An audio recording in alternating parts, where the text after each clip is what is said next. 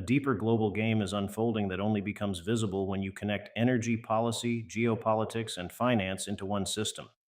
What looks like chaos is, at least in part, a directional strategy. The core of Donald Trump's current approach is often described as energy dominance. But that phrase undersells what it's really doing. It's not just about producing more oil, it's about repositioning the U.S. as the most indispensable node in three systems at once: energy supply, global trade enforcement, and financial liquidity. Start with energy. Since 2025, policy has aggressively pushed maximum production, opening federal lands, accelerating permits, and expanding LNG exports to record levels. What matters isn't just volume, it's that U.S. energy is becoming one of the few large scale supplies not sitting behind a geopolitical choke point. Now, layer in instability. Disruptions around places like Hormuz don't just raise prices, they change behavior. Countries begin prioritizing secure supply chains over cheap ones. And increasingly, secure means either U.S. energy or energy routes backed by U.S. power. That's where the second layer comes in: leverage. Policies like tariffs tied to oil sourcing and pressure on alternative suppliers show a willingness to tie trade access directly to energy alignment.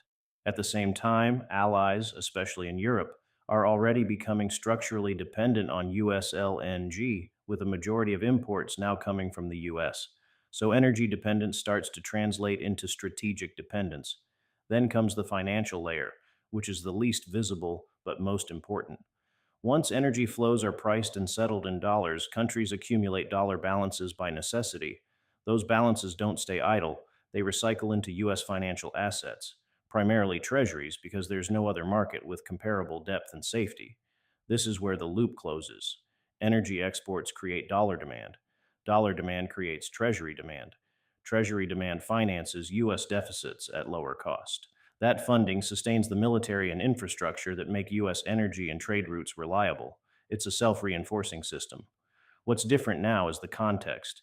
In a stable world, countries diversify away from dependence. In an unstable world, they consolidate toward whatever works under stress. And right now, no other system offers energy, currency, and security at global scale in one package. Even attempts to work around it run into constraints. Other producers are geographically exposed. Alternative financial systems lack depth. Regional powers can offer pieces, but not the full stack. So the shift doesn't look like traditional dominance. It's not about controlling everything directly. It's about becoming the system that others increasingly can't function without. Over time, that changes the balance of power in a subtle way, not through decisive wins, but through accumulation. More countries tied into U.S. energy flows, more trade settled in dollars, more reserves parked in treasuries, more capacity for the U.S. to finance itself and project power at lower cost. The irony is that instability accelerates this. The more uncertain the global environment becomes, the more valuable an integrated, resilient system becomes, and the more gravity it exerts.